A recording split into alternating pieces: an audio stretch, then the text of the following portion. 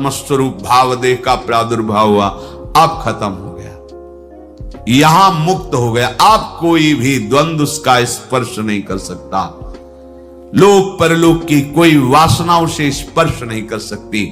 अब दृढ़ व्रतधारी वो महान भजन में स्थित है। भज या धातु सेवायाम, अर्थात अपने आराध्य देव की सेवा में पहुंच गया भाव देश से। अब भजन शब्द का सही अर्थ प्रकट हुआ, छिन छिन बिहरत संग, छिन छिन निरखत प्रेम भरी, छिन जस कहत अभंग, यह जो कृपा हरिवंश की। त्रपित न मानत नयन कुंजरंध्र अवलोकितन, यह सुख कहत बनैना। कहां हो, कहां वृत्ति है? बहिर्मुख क्रिया प्रधान वृत्ति कहां होनी चाहिए? त्रपित न मानत नयन कुंजरंध्र अवलोकितन, यह सुख कहत बनैना, यह जो कृपा हरिवंश की। हमारी एक एक वृत्ति चिदानंद होकर श्री जी में लगे। अभी तो त्रिगुण के अंतर्गत ही हम पिट रहे हैं, त्रिगुणातीत स्थिति। उपासना के चरम अवस्था के भाव तक पहुंचने के लिए हमें क्रम बाय क्रम आगे बढ़ना होगा। हम जहां हैं वो टिकाऊ स्थिति नहीं है, अगर उसी में संतोष कर लिया तो आगे नहीं बढ़ पाएंगे। जब तक प्रियाजू के चरणों में पहुंचकर श्री चरणों में माथा न रख दे, तब तक विश्राम नहीं।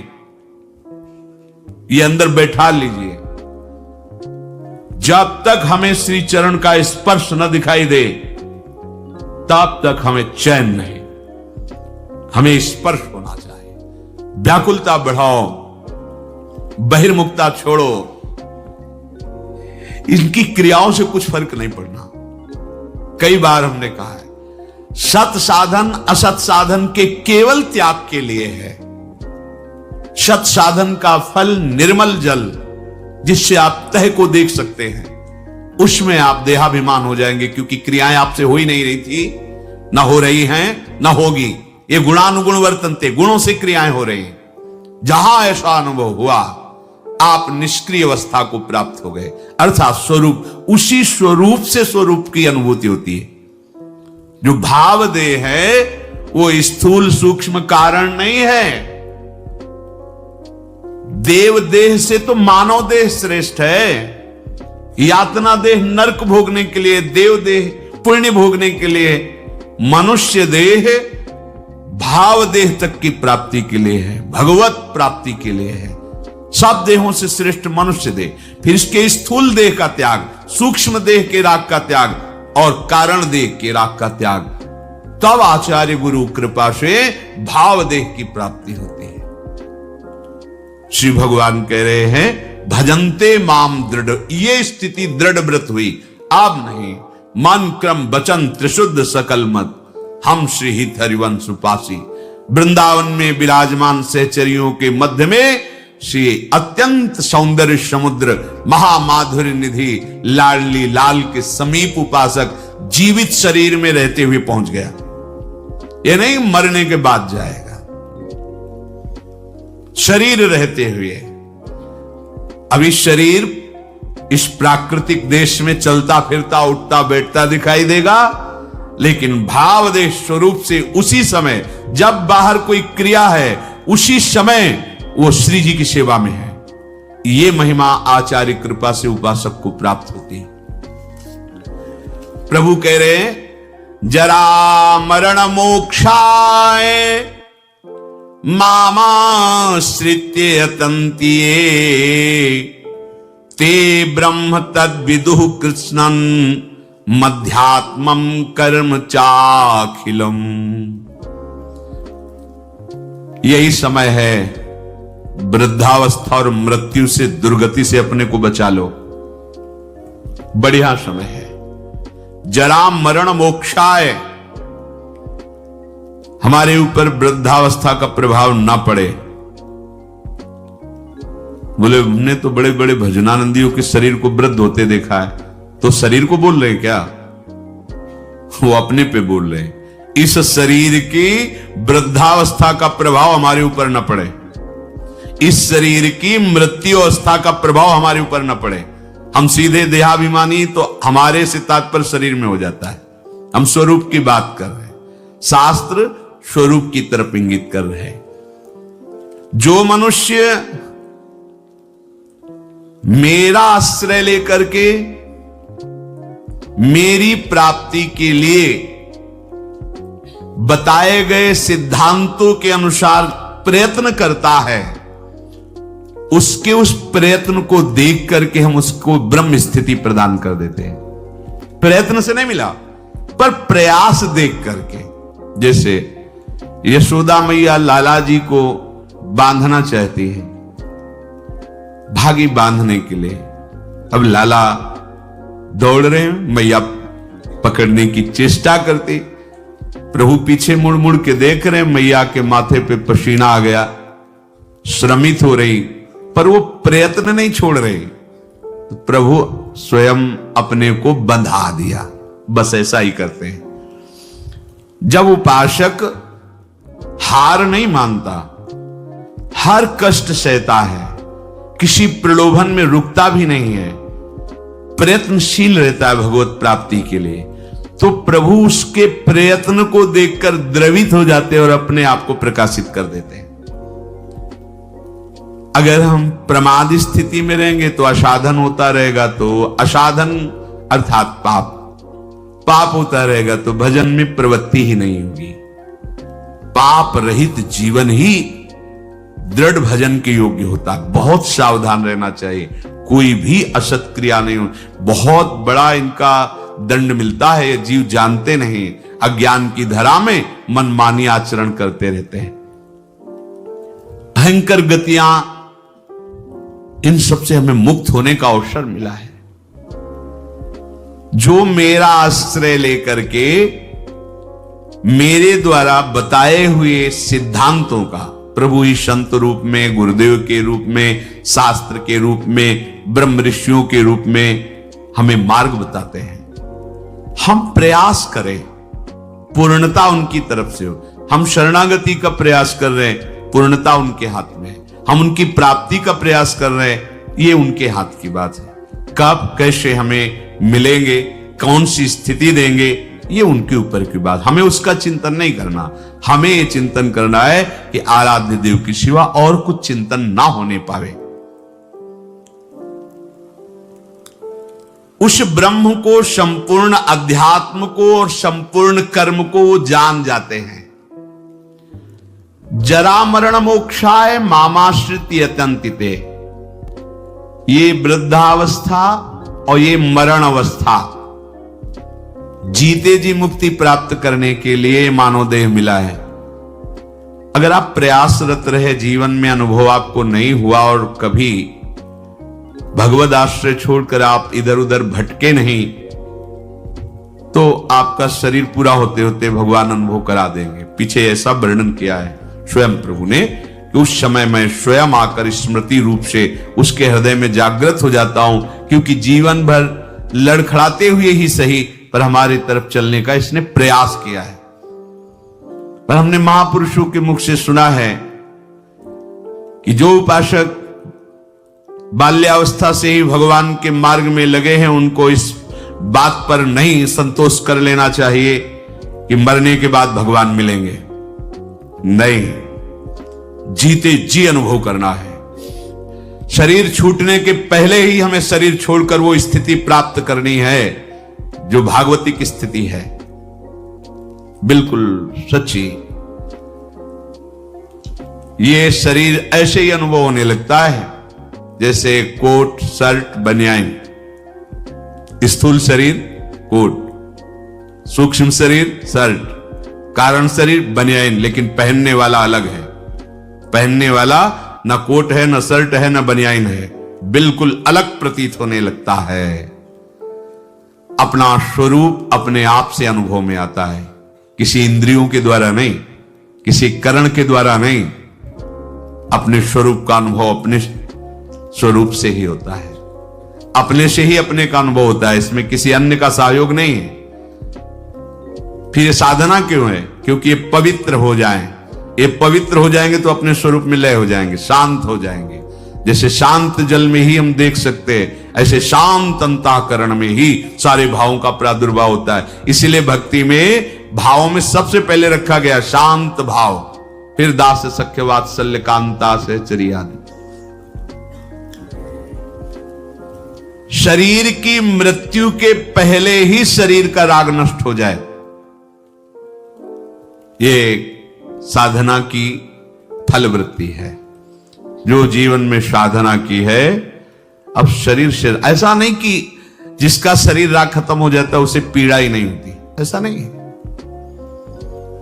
पीड़ा होती है पर परेशानी नहीं होती, दर्द है पर दुख नहीं है, व्याकुलता नहीं। क्यों हुआ ऐसा कष्ट, क्यों हे भगवान ये कष्ट, ऐसा कुछ नहीं होता।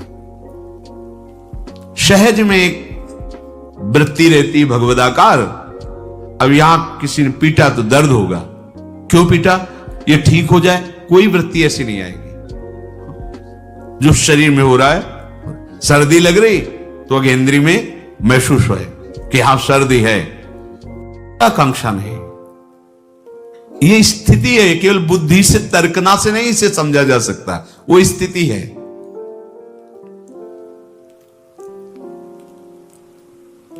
तात्पर्य यह हुआ कि इस मनुष्य शरीर से वृद्धावस्था आने के पहले और मृत्यु अवस्था आने के पहले भगवत प्राप्ति कर लो। बात समझो, ये जो लोग भूले हुए हैं ना कि ये यौवन अवस्था भोगों के लिए है, बड़े बूढ़े शिक्षा देते हैं। अरे तुम तो अभी, तुम्हारी तो खेलने खाने की उम्र, भजन की उम्र है तुम्हारी, तो उनसे पूछो जो उपदेश दे रहे खेल। तुम्हारी उम्र कौन सी है? तुम करते हो भजन, तुम भगवत चिंतन में रखते हो, पर वो वहां उत्तर देने की सामर्थ्य नहीं, इसलिए वो बोल नहीं पाते। नहीं, बड़े बुजुर्ग जो समझाते हैं तुम्हारी भजन करने की उम्र थोड़ी है। तो हे पूज्यवर, आपकी उम्र कौन सी है और अब आप क्या कर रहे हैं? भजन कोई खेल खिलौना नहीं है। जब तक आपने पूर्वाभ्यास नहीं किया तो आपका भजन जीवन में आगे नहीं होने वाला। ये भूल जाओ कि लड़का बच्चा परिवार और इनके सब ब्याह बर और सब होने के बाद बुढ़ापे में आराम से जाकर वृंदावन में फ्लैट लेंगे और खूब भजन करेंगे। भूल जाओ, फ्लैट ले सकते हो, आओगे, लेकिन यहां प्रपंच ही करोगे, भजन नहीं कर पाओगे। सत्संग में बैठोगे, सो जाओगे, शब्द समझ में नहीं आएगा, क्योंकि अभ्यास ही नहीं किया है।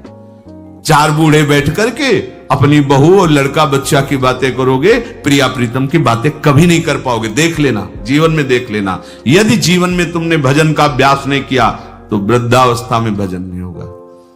वृद्धावस्था आने के पहले, मृत्यु अवस्था आने के पहले, चलो वृद्धावस्था का तो समय हमें पता है कि शरीर की वृद्धावस्था लगभग इतने वर्ष बाद आ जाएगी, लेकिन मृत्यु अवस्था तो एक सेकंड के बाद भी आ सकती है। इसलिए हमारा ये जो वर्तमान समय चल रहा है, ये भगवदाकार वृत्ति से युक्त होना चाहिए। वृद्धावस्था के आने के पहले भगवत प्राप्ति कर ले, ये बात तो समझ में आ जाती है कि 60, 70, 75, 80 इसी को वृद्धावस्था कहते हैं। आजकल तो 60, 70 में राधे श्याम हो जाता है। अब तो जवाने नहीं समझ में आते कि जवान कौन है भाई, कैसे समझ में आएंगे जवान? 15-16 की अवस्था है। आप अभी सुने थे प्रश्न उत्तर में, एक ने कहा हमें बहुत निगेटिव विचार आते हैं। तो भैया ये तो पाप का लक्षण है। आप पाप कर्मों से अपनी वृत्ति को हटाइए, नहीं तो नकारात्मक सोच आपको नष्ट कर देगी। क्या करते हो तुम? उनका 5 बार हस्तमैथुन नियम से रोज करता हूं। अब आप विचार करो, इस विषय पर ना तो कहीं चर्चा होती है और ना कहीं कहा जाता है। छोटे छोटे बच्चे ऐसी निकृष्ट आदत को प्राप्त हो गए, अब ये जवान होंगे, अब इनमें भगवदानंद की आकांक्षा जागृत होगी, ये कहीं सतमार्ग जान पाएंगे? कदापि नहीं। जीवन ही नष्ट कर दिया।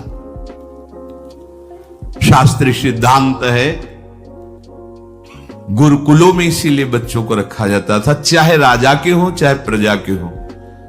ब्रह्म ऋषियों के शासन में 20-25 वर्ष तक ब्रह्मचारी रहे। वृत्ति निवृत्ति मार्ग पर तो वैरागी बन गए, प्रवृत्ति मार्ग पर तो गृहस्थ में गए। कुछ समय तक गृहस्थ में रहने के बाद स्वतः पूर्वाभ्यास ब्रह्मचर्य का उनका जागृत हो जाता और वो चौथी अवस्था तक भगवत साक्षात्कार कर ही लेते, क्योंकि नींव बड़ी मजबूत थी। अब छोटे छोटे बच्चे स्मार्ट मोबाइल, आचरण, गंदे दृश्य देख देख करके गंदे कर लेना, कैसे उनके अंदर ये बात आएगी कि वृद्धावस्था पहले भगवत प्राप्ति कर ले? जरूरत ही नहीं भगवत प्राप्ति की, उनको आकांक्षा ही नहीं, जानते ही नहीं भगवत प्राप्ति क्या है, क्यों करना चाहिए। वो बस वो चाहते हैं, जो दृश्य देखते हैं वही करना चाहते हैं, जो सुनते हैं, जो बोलते हैं वही चिंतन होता, जीवन एकदम नरक बन जाता है। भगवत प्राप्ति की आकांक्षा उसके हृदय में होती है। ध्यान से सुनना, पर नारी पर पुरुष त्याग कर, सेवन करो शुद्ध गृह धर्म, निज पर धर्म नाश के साधन, करो कभी भी नहीं कुकर्म।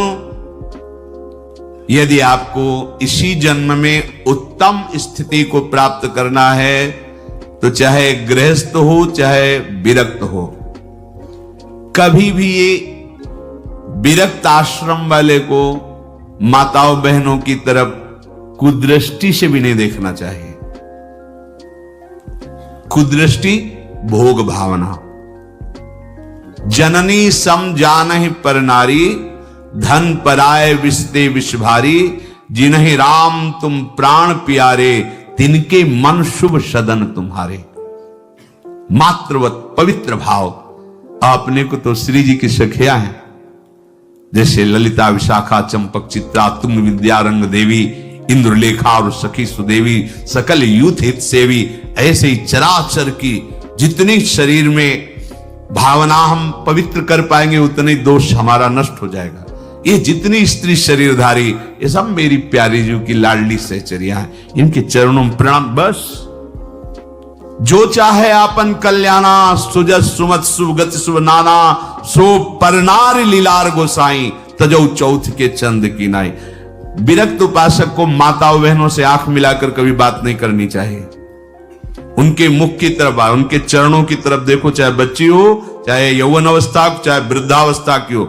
विरक्त साधक को कभी एकांत में माताओं बहनों से संभाषण नहीं करना चाहिए, बीच में किसी को डाल, और दूसरा साधक हो खड़ा हो गया, नहीं बाहर निकलो, बाहर अगर बात ही करनी है तो मैदान में करो खड़े होकर के। और क्या बात करनी है? हम भगवत प्राप्ति के मार्ग में चले, हमें क्या बात करनी है? बहुत सावधान रहना चाहिए। गृहस्थ धर्म के उपासक को यदि ब्याह हो गया है तो अपनी पत्नी से वो भी धर्मानुकूल, पशुवत व्यवहार नहीं, और पर स्त्री की तरफ तो दृष्टि ही ना करे भोग वृत्ति की। अगर की तो सारे सुकृत नष्ट हो जाएंगे, चाहे वो स्त्री शरीर चाहे वो पुरुष शरीर हो। इसलिए पर नारी पर पुरुष त्याग कर। पर ये सत्संग जिनके कानों में नहीं पहुंचता है, शास्त्र स्वाध्याय नहीं करते हैं, वो इसे मनोरंजन समझने लगे, इसे धर्म नहीं समझते, वो इसे मनोरंजन समझ। क्या इसमें बिगड़ जाता है? जो शास्त्र हैं उनका स्वाध्याय कभी करते नहीं।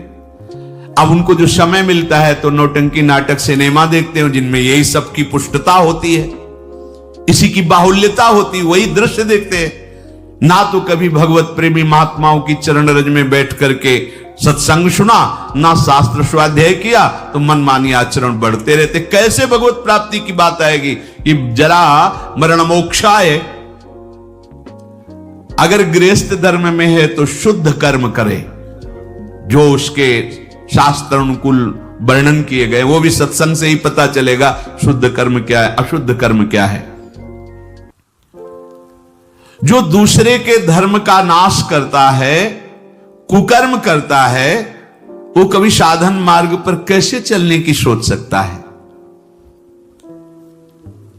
अगर कहीं उनके अंदर थोड़ी श्रद्धा भी बनती है तो भूत प्रेत की पूजा करता, करता जो तामस व्यवहार, अंडे मांस शराब उड़ाता, चोरी का करता व्यापार, रखता मन में वैर द्वेष मद, करता जो हिंसा व्यभिचार, होता घोर प्रेत वो पाता असहनीय यातना अपार।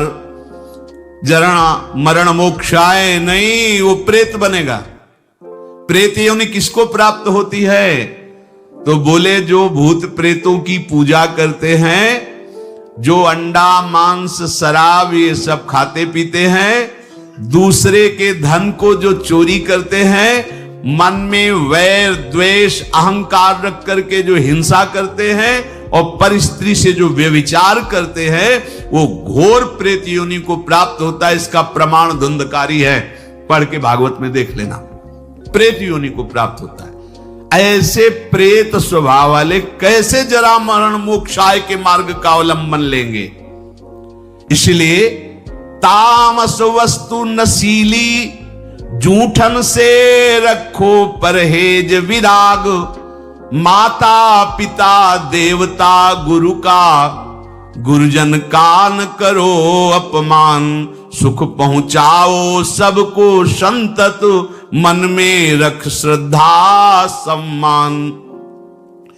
कोई भी नशा भगवत प्राप्ति के मार्ग में चलने वाले उपासक को नहीं करना चाहिए। बैठा लो। आजकल ये भी बहुत सूक्ष्मता से साधन मार्ग वालों को गिराने के लिए प्रवेश कर गया है कि थोड़ी सी भांग खा लो, बस भगवदानंद में डूब जाओगे, या एक दो चिलम फूंक लो, या अमुक अमुक अमुक। हम प्रणाम करते हैं, जो ऐसा करते हैं सिद्ध महापुरुष होंगे, उनको हम प्रणाम करते हैं, पर अपने कच्चे साधकों के लिए या भगवत प्राप्ति के लक्ष्य वालों के लिए हमें कहीं शास्त्र में आज तक नहीं लिखा, कहीं ऐसा नहीं मिला।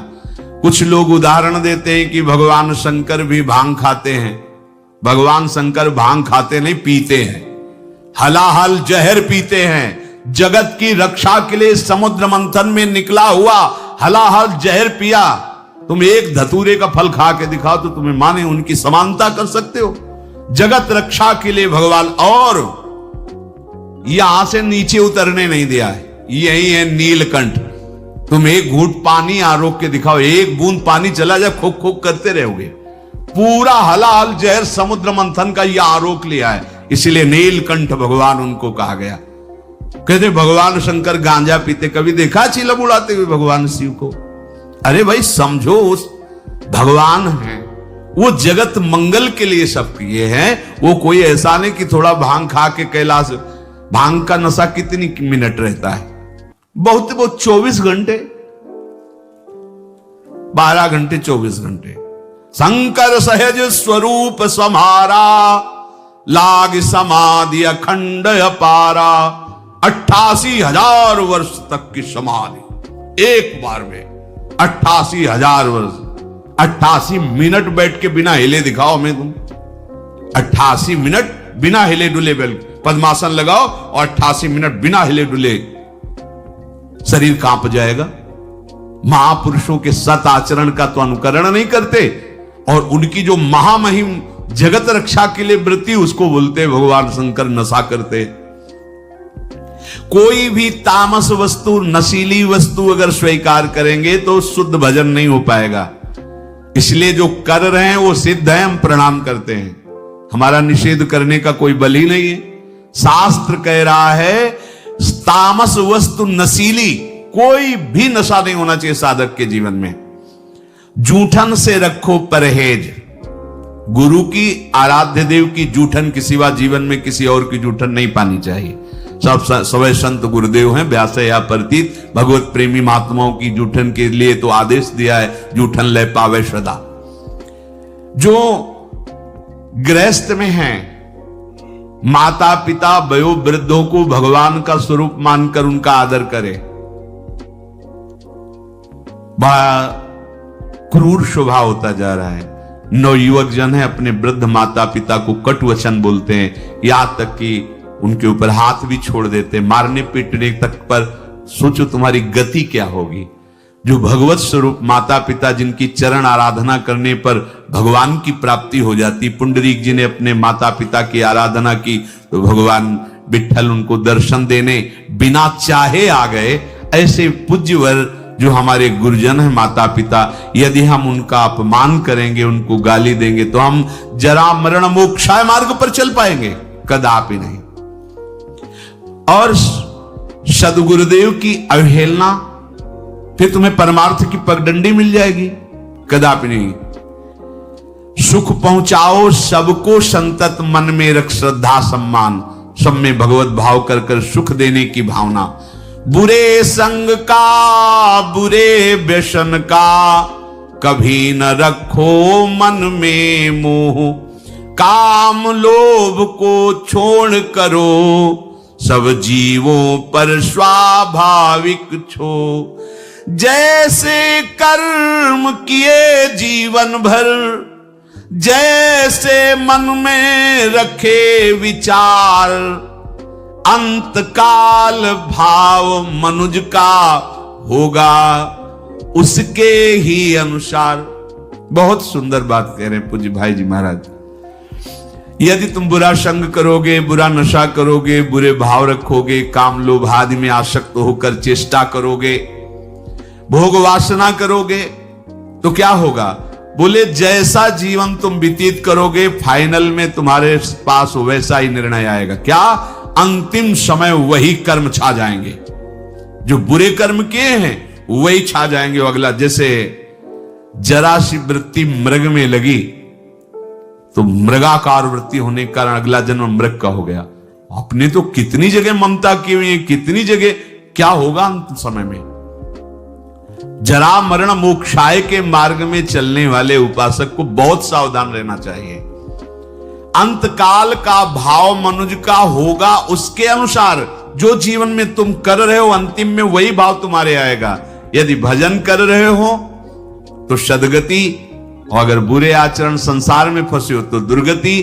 तदानुसार ही सदगति दुर्गति होगी उसे प्राप्त अनिवार्य। अतः रखो प्रतिपल ही मधुमेह, भगवद स्मृति में हृदय उदार। अपने हृदय को निरंतर भगवद स्मृति में लगाए हुए ही कार्यरत रहो। अगर आप इसको भगवद स्मृति को छोड़ते हैं कि आगे हम कर लेंगे, तो आगे नहीं होने वाला। मृत्यु समय की अनुपम सेवा, मन से दूर करे संसार। हमें मृत्यु बनानी, मृत्यु को महोत्सव बनाना है। हमारा आखिरी समय होना चाहिए। तो बोले इसके लिए क्या करो? संसार का चिंतन छोड़ना होगा। संसार का चिंतन छोड़ोगे तो तुम्हारी मृत्यु महोत्सव हो जाएगी। और इस पर कोई सोच नहीं रहा। सारी सोच आज की है, आज की। वर्तमान को भोगों में कैसे हम डुबोएं।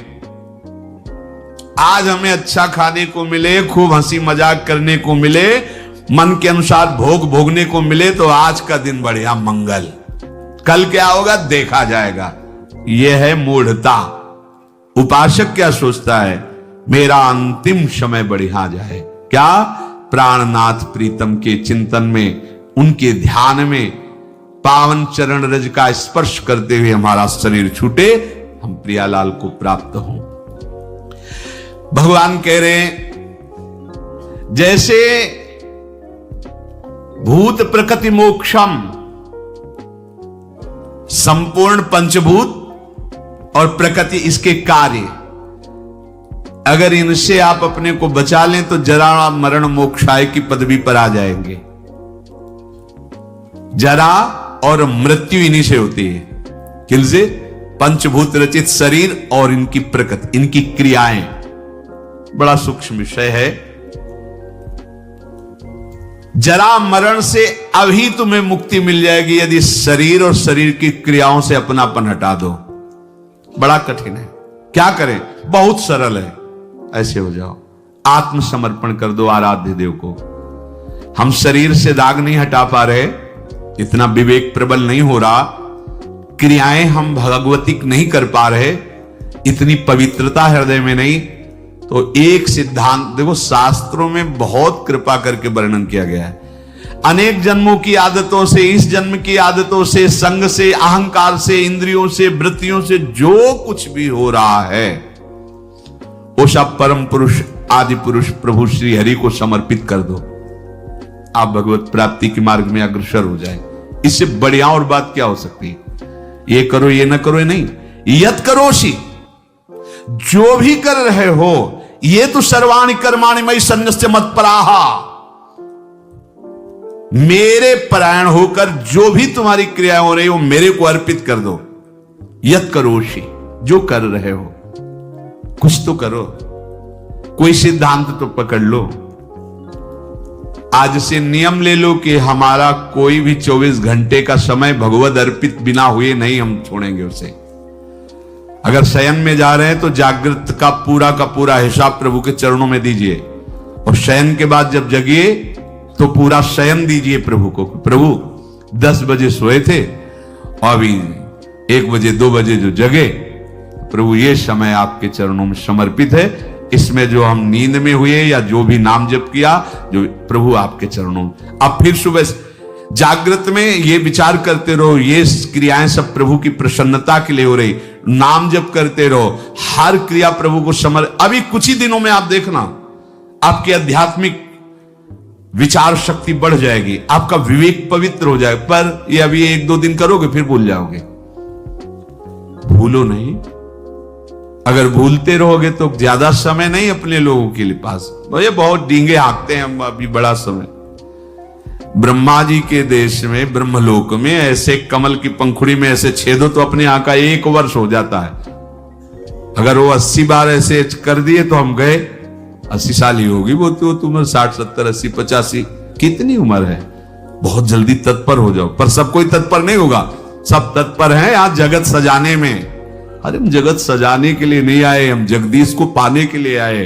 ये हृदय का चिंतन बदलो, क्योंकि ये जरा मरण स्वरूप में नहीं होते, ये शरीर में होते हैं। अब स्वरूप का परिचय ही नहीं।